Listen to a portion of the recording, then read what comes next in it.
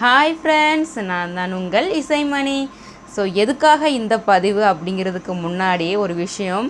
ஒரு பெண் 40 வருட காலமாக இதே நாட்டில் போராடி கொண்டிருந்தார்கள். அவங்களுக்கு இப்போ ஒரு தீர்வு கிடச்சிருக்கு, அது ஒரு விடுதலை கிடச்சிருக்கு. அப்படிங்கும்போது ரொம்பவே ஒரு சந்தோஷம். இது யாரை போய் சேரும் அப்படிங்கிற முதல் விஷயம் யாருன்னா, நம்ம முதலமைச்சரான சிஎம் விஜய் அண்ணனை தான் போய் சேரும்.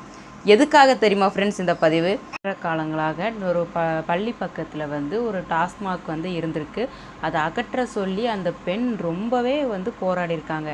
கடைசியில் சிஎம் சார் பதவியேற்றதுக்கப்புறம், நம்மளுடைய விஜயண்ணன் பதவியேற்றதுக்கப்புறம் அந்த ஒரே நாளில் அந்த டாஸ்மாக்கை க்ளோஸ் பண்ணியிருக்காங்க. அந்த பெண் நம்ம விஜயண்ணனுக்கு கண்ணீர் மல்க நன்றி சொல்லியிருக்காங்க.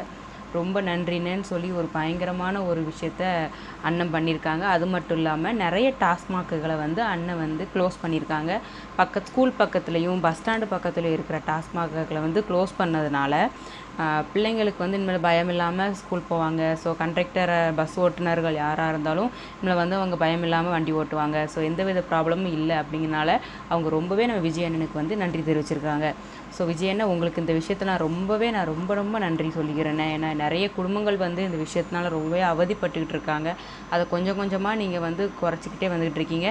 இன்னும் இருக்கிற டாஸ்மாக்குகளை முழுவதுமாக நீங்கள் அதை மூடிடணும் அப்படின்னு நான் சொல்லி ஒரு வேண்டுகோள் வச்சுக்கிறேன்னு. நம்ம தமிழ்நாடு போதை இல்லாத ஒரு தமிழ்நாடாக மாறணும்னு சொல்லி ஒவ்வொரு பெண்கள் சார்பாகவும் மக்களோட சார்பாகவும் எங்களோட வேண்டுகோளாக நாங்கள் முன்வைக்கிறோன்னு. கண்டிப்பாக இது நீங்கள் நிறைவேற்றுவீங்க, நாங்கள் நம்புகிறோம். இவ்வளோ செஞ்ச நம்ம அண்ணன் இதையும் நீங்கள் செய்வீங்க சொல்லி நான் உங்களை முழுமையாக நம்புகிறோன்னே. நீங்கள் கிரேட்ண்ணே. இந்த மாதிரி ஒரு அச்சீவ்மெண்ட் ரொம்ப ஒரு பெரிய விஷயம். டக்குன்னு ஒரு க்ளோஸ் பண்ணுறது அப்படிங்கிறது கண்டிப்பாக நீங்கள் செஞ்சுக்கிட்டு இருக்கீங்க. ரொம்ப நன்றிண்ணே. இந்த பதிவு நான் உங்கள்கிட்ட பதிவிடணும்னு சொல்லி தாங்க போட்டிருக்கேன். சரிங்க, இந்த விஷயம் பிடிச்சிருந்துச்சுன்னா நீங்கள் லைக் பண்ணுங்கள், ஷேர் பண்ணுங்கள், சப்ஸ்கிரைப் பண்ணுங்கள்.